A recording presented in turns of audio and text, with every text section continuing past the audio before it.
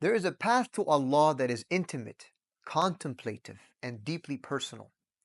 A path carved out by His divine, beautiful names.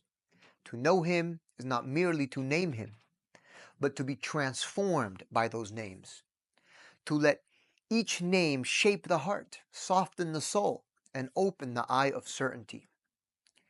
These names are not labels, they are openings, and a beautiful way that a beloved of God may experience His nearness. Every name is a doorway. Some lift you, some humble you, some ignite longing, but all call you home. To journey through the 99 names is to walk from the illusion of separation into the reality of oneness.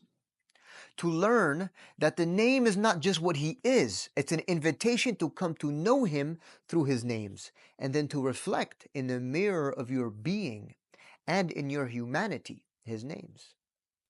Let us begin the ascent, name by name, until the one who is named is all that remains. Allah. The name Allah, this is the name that gathers all the other names.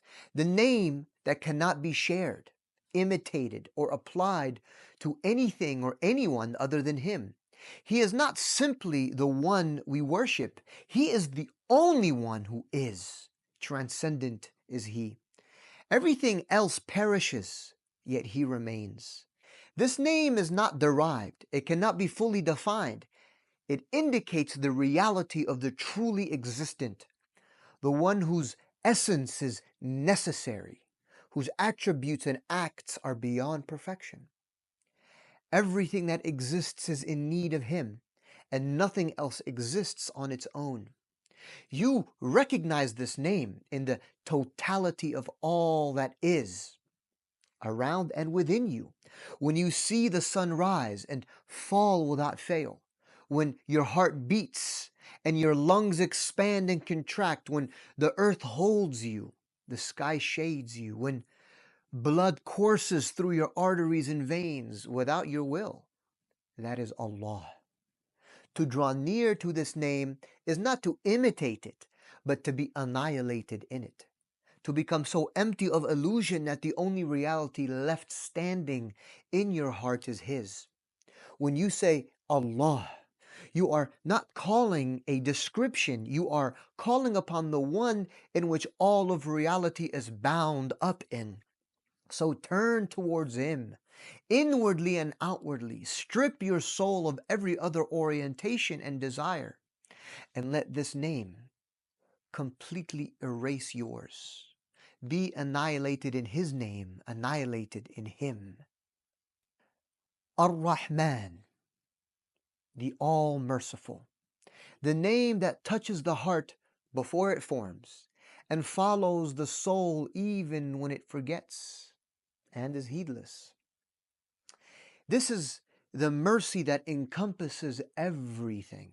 It follows, or rather it flows upon the righteous and the rebellious, the believer and the disbeliever, the grateful and the forgetful. It is this mercy that sustains the cosmos, all of what you know, all of what you don't know. It is the mercy that gives us existence itself. Your life, your breath, your being, all of it is a sign that His mercy preceded you and all you do.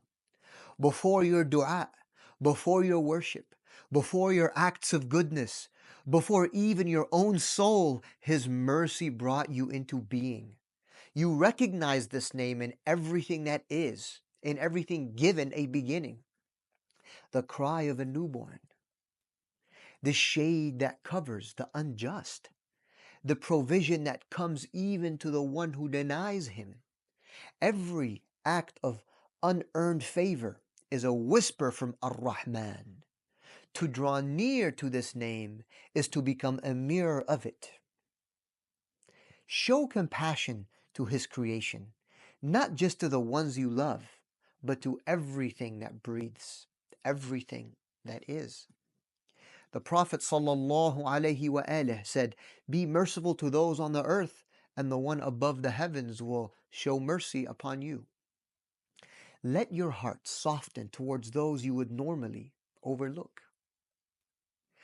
Be tender with the young, respectful to the old, patient with the sinner. This is how you reflect something of this name. Become a refuge, a shelter. Let people feel welcome and safe around you. To realize the name al-Rahman is not merely to recite it.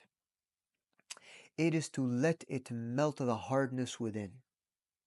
It is to uproot vengeance, pride, and indifference. Witness His mercy that is flooding over you, over all that is. Rasulullah sallallahu alayhi wa alihi was a mercy to all the worlds. If we truly follow him, then we must carry that mercy in our words, in our forgiveness, in how we serve. So when you say, Ya Rahman, don't just ask for mercy, become mercy by becoming a mirror of it. And through it, you will draw near to the one whose mercy never fades. Al-Raheem. Al-Raheem, the especially compassionate. If Ar-Rahman was the mercy that gave you existence and that permeates all things, then Ar-Raheem is the mercy that sustains it, the mercy that is granted uniquely. This is the mercy that's more specific, that which comes after the all-encompassing mercy. This is that which nourishes after creation, that which feeds the body what's pure, teaches and elevates the heart, forgives the sin, and walks with you, especially when you fall. Relating to divine nourishment, it is the mercy that belongs especially to the believers and those brought near. This is the mercy that repels harm, secures benefit, and continues long after the storm.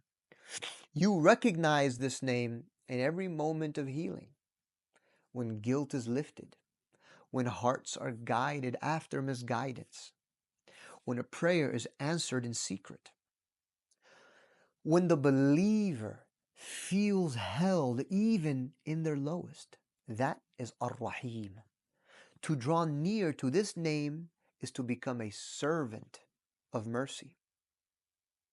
One who relieves the burdened, feeds the hungry, shelters the fearful, and mends what's broken.